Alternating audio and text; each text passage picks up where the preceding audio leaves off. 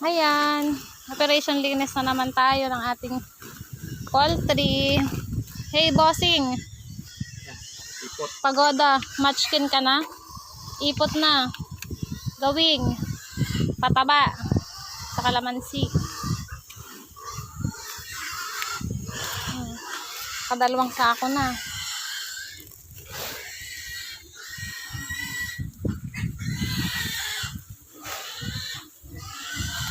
Na wawala na yung aking mga alaga, gutom na. Yan pa, meron pa sa ilalim, kailangan pa matanggal lahat yan kasi ito na yung resulta niya kahapon. Naayos na niya, diba? Pero very good na kami sa aming bossing. Yan, part 2, linis-linisan portion ng manukan.